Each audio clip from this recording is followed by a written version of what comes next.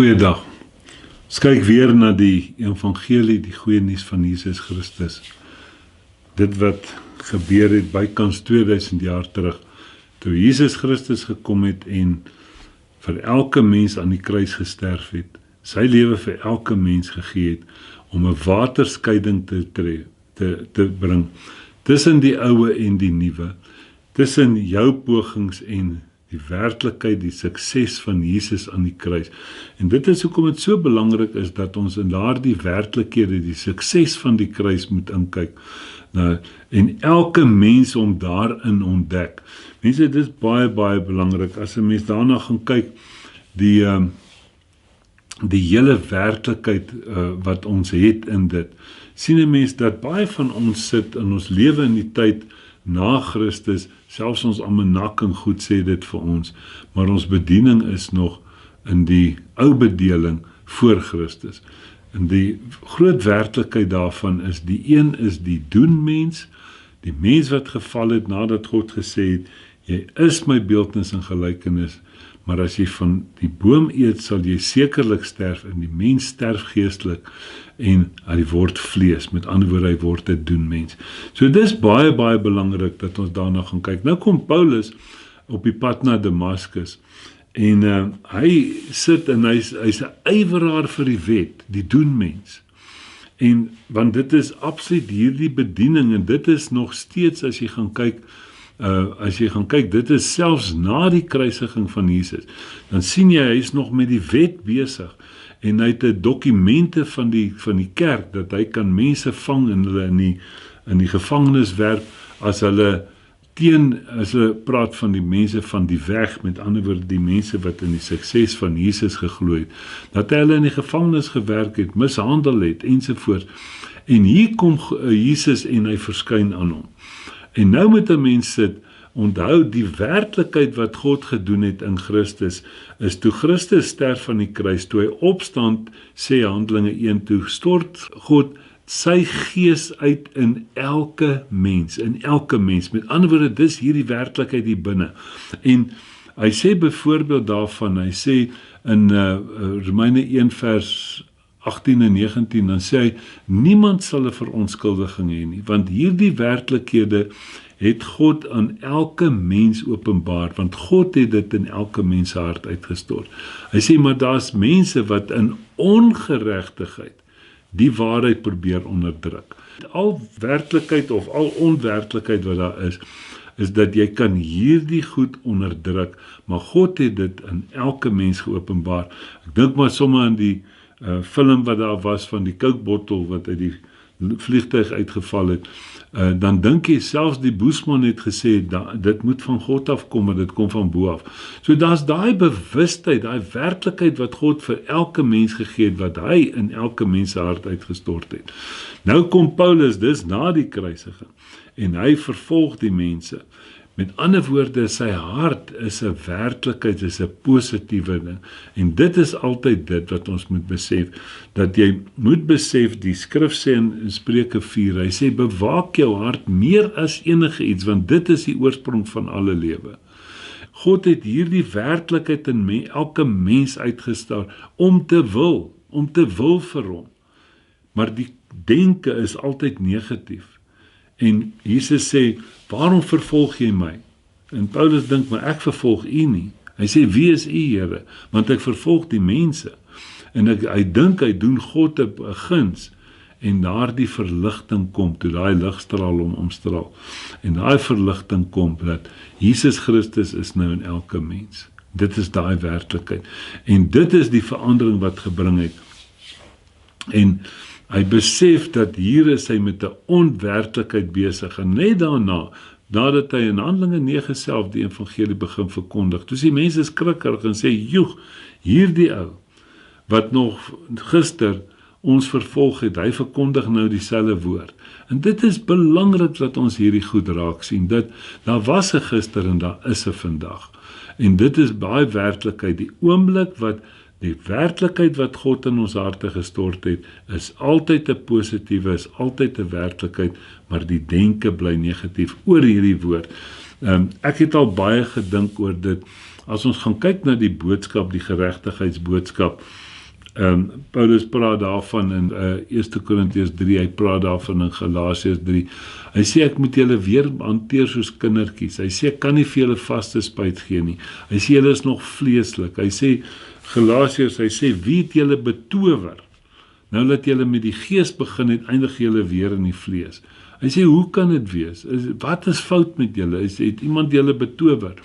Jy sien daai werklikheid wat daar is, dat wat God in elke mens se hart uitgestort het. En dit is absoluut wat die werklikheid wat jy oor jouself begin dink. En Paulus besef dis nie wie hy werklik is nie. En die skrif sê daarvan, selfs in die Ou Testament het hy in Spreuke gesê, Spreuke 23 vers 7, as a man thinks in his heart, so is he. So as jy nog steeds jouself in hierdie doenmens bedink, dan gaan jy die doenmens wees. Maar die oomblik wat jy besef, dat 'n werklikheid gekom, die lig het op jou geskyn, jy's nie meer in die duisternis nie, dan kom daar hierdie werklikheid uit.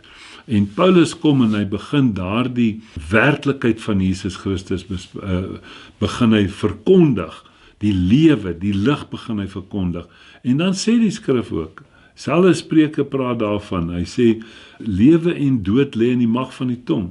En dit wat jy spreek sal gebeur. En ons sien hierdie werklikheid wat Paulus begin verkondig.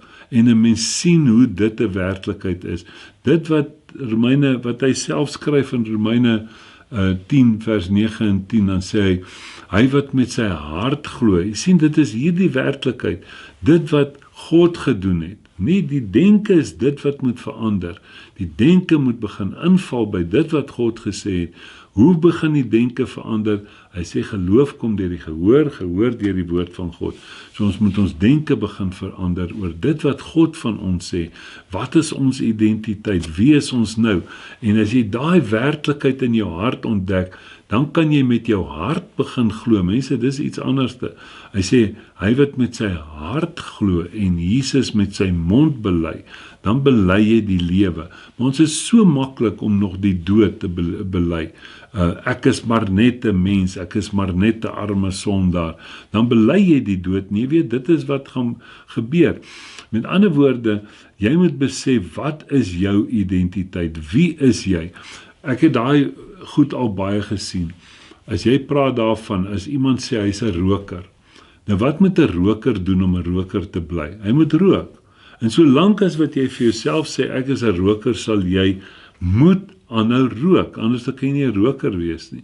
Met ander woorde, maar die oomblik wat jy vir jouself sê, ek sien Jesus Christus het my verlos van alle duisternis, en ek sê vir myself, ek is nie nog 'n roker nie, al rook ek nog, al vat ek nog 'n sigaret, al sukkel ek daarmee.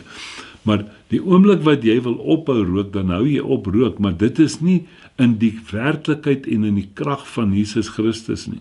So met ander woorde, mense, dis so belangrik, as jy sê jy's 'n drinker, wat moet jy doen om 'n drinker te wees? Jy moet drink, anders dan kan jy nie 'n drinker wees nie. En so kan ons met dit aangaan. 'n Appelboom dra appels, 'n perskeboom dra perskes. As jy bly sê jy's 'n sondaar, wat moet jy doen om 'n sondaar te bly? Jy moet sondig. En anders dan kan jy nie meer sondaar wees nie. En dan weet jy, en as jy dit begin kyk en jy besef, joeg, maar sondaars gaan verlore eendag. So as ek 'n sondaar is, beteken dit ek gaan verlore. Kan ek so iets oor my spreek? Lewe en dood lê in die mag van die tong. En dit wat jy spreek, sal jy wees. So wat sê jy van jouself, wie is jy? Is jy helverdiend? Is jy onheilig? Is jy ongeregtig? Is jy 'n sondaar? Mense, nee, dis nie wat die skrif van jou sê nie. Ons moet gaan kyk dat ons in lyn kom met dit wat die skrif van jou sê, want jy moet besef dat jy gee lewe. Jy gee lewe aan elke werklikheid, afhangende wat is die bron van daai lewe. Weet jy, ek kyk baie keer na dan praat die mense oor die duiwel, die ou duiwel. Maar Jesus Christus het aarde toe gekom, en hy het die duiwel se kop kom vermorsel. En hy praat daarvan in Hebreërs 2 vers 14, dan sê hy het hom kom doodmaak wat mag oor die dood het, naamlik die duiwel. Hy sê die duiwel. Miskien moet ek dit gou vir ons lees. Hy sê, Hebreërs 2 vers 14, aangesien die kinders dan vlees en bloed deelagtig is, het hy dit op dieselfde manier deelagtig geword, net geword, sodat hy deur die dood hom tot niet kon maak wat mag oor die dood het. Hom tot niet kon maak wat mag oor die dood het, dit is die duiwel. En almal kon bevry, wat hulle hele lewe lank uit vrees vir die dood aan slawerny onderworpe was. Dan sien jy, dit is wat Jesus Christus kom doen het. Wat bely jy? Wat bely jy? Want hy sê, lewe en dood is in die mag van die tong. Spreuke 18 vers 21. Met ander woorde, wat bely jy? Want dit wat jy bely, gee jy krag aan. So nou begin ons aan hierdie een wat verslaan is aan die kruis, begin ons krag gee. Deur dit wat ons spreek, dit wat ons bely oor hom. En mense, ons moet baie mooi oppas. Ek weet op 'n stadium met die mense baie keer gepraat oor die houtbeelde, wat jy moenie houtbeelde koop nie, ek wil nie op daai goed ingaan nie, maar dan begin hulle sê hoe duiwels dit is en hoeveel demone daarin is.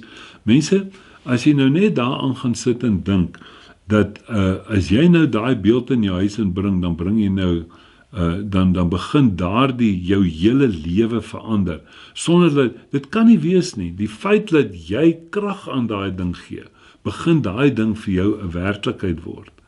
Want anderste kan jy net sowel as iemand ongered is en goddeloos lewe, 'n Bybel in sy huis gaan sit, dan skielik sal hy gered word. Nee, die oomblik wat jy hierdie woord lees en dit vir jou 'n werklikheid begin word. Efesiërs 1 vers 13 sê, toe jy die woord van die waarheid, die evangelie van jou redding gehoor het, en dit geglo het. As jy dit hoor, het nog geen effek op jou nie. Maar die oomblik wat jy krag daaraan gee deur dit te glo, hy sê word jy verseël met die belofte van die Heilige Gees. So net so sit 'n mense, daar's baie van hierdie goed, wat ons gee aan negatiewe goed in ons lewe krag. En dan dink ons, dit is ons identiteit, dit is wie ek is. Nee, dis nie wie jy is nie. Jy moet gaan kyk, wat is die werklikheid? En die evangelie sê, hierdie evangelie is die krag van God. So, wanneer jy in hierdie evangelie indelf, dan begin jy na die krag van God kyk. Hy sê in Efesiërs 3 daarvan, ek dink vers 19, hy sê, dan sê jy ken wat die lengte, diepte, breedte en die hoogte, 4 dimensies van hierdie werklikheid van Jesus Christus, wat dan in jou lewe 'n werklikheid word. Hy sê ver bokant enige ander probleem. Hy sê, ek wil nie nou daarop ingaan nie, hy sê dat Christus is die hoof oor alles, hy het al hierdie goed onder sy voete gewerk. Mense, so baie belangrik, dit wat jy doen, gee jy krag aan. En net so is ons so besig om aan negatiewe goed krag te gee, en dan begin jy vir jou eie situasie in jou lewe ook krag gee. Deur dit te bely, want dit wat jy bely, begin jy naderhand sien, dis my identiteit, dis wie ek is. En as jy dit vir jou gesê het, as jy dit gespreek het, dan word dit jou werklikheid. Nee, mense aanvaar nie enige iets nie. Ek het baie keer het ek sulke sleutelhouertjies wat ek uitdeel, dan gee ek dit vir die mense, en sê ek vir die oomblik as jy hy sleutelhouer vat, is hy joune. So die oomblik wat jy enige negatiewe gedagte vat, is hy joune. Hy sê, jy moet elke negatiewe gedagte wat opgewerp word teen die kennis van God, hierdie woord is die kennis van God, is die krag van God, en elke onwerklikheid wat opgewerp word teen hierdie werklikheid van God, moet jy afbreek, jy moet dit afbreek. Mense, dis baie belangrik dat ons met hierdie werklikhede kyk, en hy sê, hy wat met sy hart glo en Jesus Christus met sy mond bely, hy sal gered word. So kom ons gaan kyk bietjie, wie is jy? Baie belangrik, kom ons kyk Romeine 3. As jy na die ou bedeling gaan kyk, as jy na die vlees gaan kyk, dan gaan hierdie vir jou 'n werklikheid wees. Hy sê, hele Romeine 3 praat hy oor die ou bedeling, die ou verbond, die ou testament, die doenmens. Hy sê in vers 19, nou weet ons dat alles wat die wet sê, hy dit sê vir die wat onder die wet is, sodat elke mond gestop en die hele wêreld voor God doenwaardig kan wees. Hy sê, as jy weer na hierdie wettiese werklikhede kyk, hy sê, dan word elke mond gestop en die hele wêreld gaan voor God doenwaardig wees. Dis die ou bedeling. Hy sê, Aangesien uit die werke van die wet geen vlees, nou ek het dit nie geskryf nie, geen vlees voor hom geregverdig sal word nie, want deur die wet is die kennis van sonde, deur die wet is die kennis van sonde. Maar nou weet ons, hy sê vir ons in 1 Korintiërs 1 vers 30, dit is alles uit God wat ons in Christus gesit het, en Christus Jesus het vir ons geword, ons wysheid, ons geregtigheid, ons heiligheid en ons verlossing. Jy sien, dis wie jy is. Die oomblik wat jy op 'n punt kom en jy hoor hierdie evangelie van die waarheid, die evangelie van jou redding, en jy maak dit jou eie, en jy kom en jy aanvaar dit, jy aanvaar Jesus as jou lewe. Die oomblik wat dit gebeur, dan word Jesus jou lewe, sy geregtigheid word jou geregtigheid, sy heiligheid word jou heiligheid. So baie, baie belangrik, die oomblik wat Christus jou lewe word, dan word sy werklikhede joune. Kyk wat sê hy, nou gaan hy verder van die ou mens af na die nuwe mens toe, vers 21 Romeine 3. Heeltemal iets anders na die kruis, aan die ander kant van die waterskeiding. Maar nou is die geregtigheid van God geopenbaar, sonder die wet. Hy sê, terwyl die wet en die profete daarvan getuig. Hy sê, die geregtigheid naamlik van God, deur die geloof in Jesus Christus, vir almal en oor almal wat glo. Vir almal en oor almal wat glo, daar's geen onderskeid nie. Sien, dit is nou die nuwe werklikheid, dit is wat lê aan die ander kant van die waterskeiding. Nou gaan hy herhaal hy dit weer, dan sê hy, want almal het gesondig en dit ontbreek hulle aan die heerlikheid van God. Dit is die Ou Testament. Nie jou sonde, nie Adam se sonde, het jou 'n sondaar gemaak. Dis hoekom jy 'n sondaar is, want jy is in sonde ontvang gebore, dis Adam se sonde. So almal het gesondig en dit ontbreek hulle aan die heerlikheid van God. Maar nou het jy die werklikheid van Jesus Christus gehoor, jy het dit jou eie geglo, jy word verseël met die belofte van die Heilige Gees. En wat is nou jou werklikheid? Vers 24 wat jy bitter min hoor. En hulle word deur sy genade, sonder verdienste geregverdig, deur die verlossing wat daar in Jesus Christus is. Mense, jy word sonder verdienste word jy nou geregverdig. So dit is baie, baie belangrik dat ons hierdie werklikhede sien. Wie is jy nou? En waaraan gee jy krag? Die oomblik as jy in hierdie werklikhede krag gee. Nou gaan jy aan na hoofstuk 4 toe. Nou praat Paulus hierso en hy praat hier oor werke en hy praat oor genade. Nou sê hy hierso, hy sê, want as Abraham uit die werke geregverdig is, het hy iets om te roem, maar nie teenoor God nie. Want wat sê die skrif? Abraham het in God geglo en dit is om tot geregtigheid gereken. Deur te glo word jy tot geregtigheid gereken. Nie iets wat jy doen nie. Kyk mooi, hy sê, maar aan hom wat werk, word die loon nie na guns toegereken nie, maar na verdienste. Kortliks, as ek nou gewerk het vir 'n maand, dan sê Labour Law, ek moet soveel geld minimum kry, en ek kan meer kry, dit wat ons beding het. So wanneer jy jou salaris kry, dan val jy nie op die grond neer, en soen jou baas se voete oor hierdie geskenk nie, want jy het daarvoor gewerk. Jy het 'n kontrak, hy is verplig om jou te betaal daarvoor. So dit is absoluut hierdie ding vir iemand wat werk, maar hy sê Abraham het dit nie so verkry nie. Abraham het God geglo en dit is om tot geregtigheid gereken. Aan hom egter wat nie werk nie, maar glo in hom wat die goddelose regverdig, word sy geloof tot geregtigheid gereken. En soos Dawid ook die mens salig spreek, dis 'n profesie wat hy gesê het, aan wie God die geregtigheid toereken sonder die werke. Sonder die werke. Hy sê, welgeluksalig is hulle wie se ongeregte vergewe en wie se sondes bedek is. Jy sien wat het aan die ander kant van die waterskeiding gebeur? So waar is jy? Is jy aan die diskant of is jy aan die ander kant?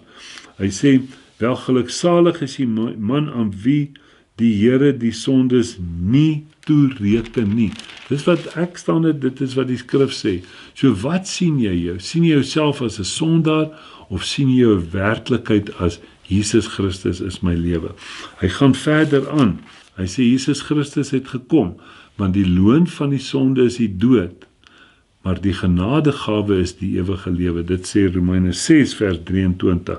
Nou sê hy hier, so Christus het gekom om te sterf, om af te handel met die oue, om opgestaan om vir ons die nuwe werklikheid te gee, sy lewe. Kyk mooi, wat het jy aanvaar? Waar staan jy? Wat is jou identiteit? Hy sê, wat oorgelewer is terwille van ons misdade en opgewek is terwille van ons regverdigmaking. Jesus Christus het gesterf vir ons sondes, elke sonde het 'n regverdige vergelding ontvang, hy het opgestaan en hy het vir elke mens 'n nuwe lewe gegee, sy lewe. Ek moet dit hoor en ek moet dit my eie maak. Wie ek is, en dan is my werklikheid. Nou sê in die 5de hoofstuk, omdat ons dan nou uit die geloof geregverdig is, omdat jy nou geregverdig is, as gevolg van Jesus Christus, nie iets van jouself nie.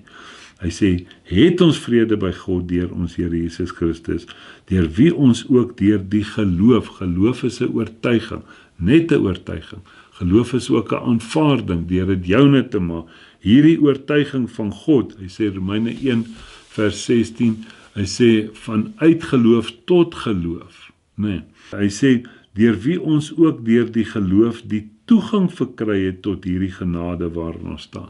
So hoe kry jy toegang tot die genade? Net deur die geloof. Mense is so belangrik. En dan, as jy nou gaan kyk na Romeine 6, dan praat hy daarvan, en ons sal ander dag bietjie meer breedvoerig daarna kyk, dan praat hy daarvan, hy sê, ons het saam met Christus gesterf, gaan lees Romeine 6 van vers 1 af. Dit is so belangrik, dat ons daarna gaan kyk. Dan kom hy in vers 12 en sê, laat die sonde dan in julle sterflike liggame nie heers nie. Hy gaan verder, hy sê, kom ons kyk gou hierso vers 14, hy sê, want die sonde sal oor julle nie heers nie, want julle is nie meer in die ou bedeling nie. Julle is nie meer onder die wet nie, maar onder die genade. Sonde sal nie oor jou heers nie. Hy sê, wat dan sal ons nou sonde doen? Omdat ons nie meer onder die wet is, maar onder die genade. Hy sê nee, hy sê dan verstaan jy dit nie, want die oue was jou lewe, die na die kruisiging, die opstanding van Jesus, is dit sy lewe. Dis die werklikheid. Dan kom hy in vers 16, dan sê, weet jy nie dat aan wie julle julself as diensknegte tot beskikking stel, om hom gehoorsaam te wees nie? Julle diensknegte is van hom aan wie julle gehoorsaam is nie. In ander woorde, is jy nou gehoorsaam aan wie? Kyk mooi, hy sê, of van die sonde tot die dood, die ou bedeling, of van die gehoorsaamheid tot geregtigheid, die nuwe werklikheid. Jy het 'n keuse oor dit. Jy het 'n keuse oor dit. Wil jy in die oue staan? Wat jou identiteit is? Is jy nou die geregverdige? Is jy nou geheilig? Het jy die lewe van Christus? Of is jy nog 'n sondaar? Vers 17, maar ons dank God dat julle wel diensknegte van die sonde was, maar van harte gehoorsaam geword het aan die voorbeeld van die leer wat in julle oorgelewer is. Vers 18, en vrygemaak van die sonde, het julle nou diensbaar geword aan die geregtigheid. Mense, so baie belangrik, dat ons moet besef, wie is ons? Want dit wat ons sê ons is, gaan 'n effek hê. Kyk mooi, hy sê vers 19, ek spreek menslikerwys, terwille van die swakheid van julle vlees, want net soos julle lede diensbaar gestel het aan die onreinheid en wetteloosheid, om wetteloos te wees, so moet julle nou julle lede diensbaar stel aan die geregtigheid tot heiligmaking. Mense, so belangrik, wie is jy in Christus? Waaraan gee jy krag? Lewe en dood lê in die mag van die tong. Amen.